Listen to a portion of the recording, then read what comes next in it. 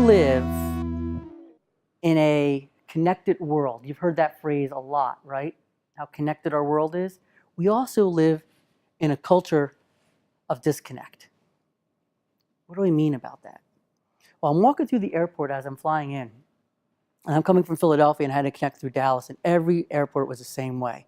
I'm walking through the airport and everybody had their face in their smartphone. Now, from a connected perspective, I understood that.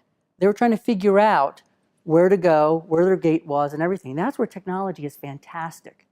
But then as I kept walking, I looked into the restaurants, and people this close were sitting there and apparently having a conversation on their smartphone with one another. They weren't dialoguing. And the same issue is happening in our households, right? How many people have kids, right? And how many times do you look over at your children and they're on their smartphone and their head is buried in there, right? And how do they communicate with their friends? They text, they chat, they do all of that. The connected economy is great that way. Technology is wonderful that way. Technology also, on the flip side of it, is not good because people are starving for human interaction. And in the sales world, they're absolutely starving for interaction.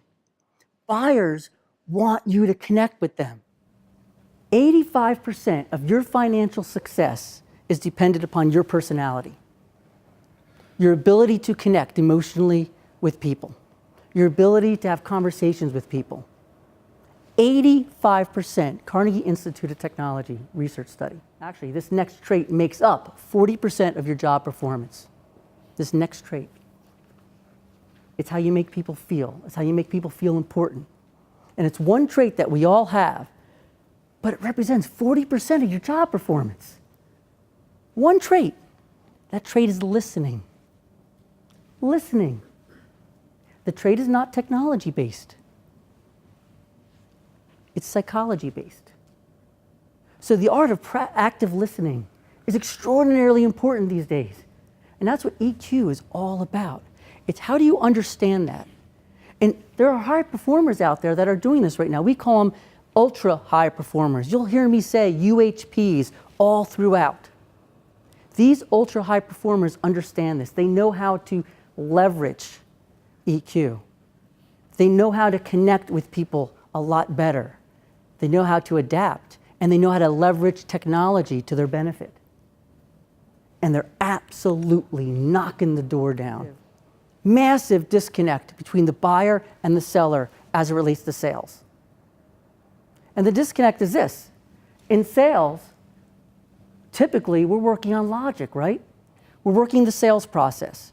We're telling a customer, a prospect, about our product and our service. Whereas the buyer is operating on a whole other level of emotion. They're focused on you, and they want to get to know you as a person. Whereas we are trying to get after them and pitch product. And we're completely missing it from a sales perspective right now. These ultra-high performers aren't. They get it. Here's the other thing. Why this is so important. And it's what technology does and allows us. Technology allows this buyer to now know in upwards of 60% more about your product and service and you before you ever walk in the door. But what's happening? You're walking in the door and you're pitching them. And you're telling them all about something that they already know about. And all they want to know is, do you connect with me? Do you understand me? In essence, do I like you is what they're thinking. These ultra-high performers understand this. They get it, and they practice it day in and day out. 90% of top performers, this is a study that's been done by TalentSmart, 90% of the top performers out there, the people that are hitting their numbers, have high EQ. They understand this factor, 90% of them. And EQ accounts for 58% of their job function. And they make on average $29,000 more. So the proof is in the pudding. The studies are showing this right now. That the people that leverage, that really understand EQ, that put these principles into play, they're the ones that are really, really successful. and they're intentional about it. You heard it today when Mark was talking about it in his keynote, right? He said, you can be intentional about building relationships.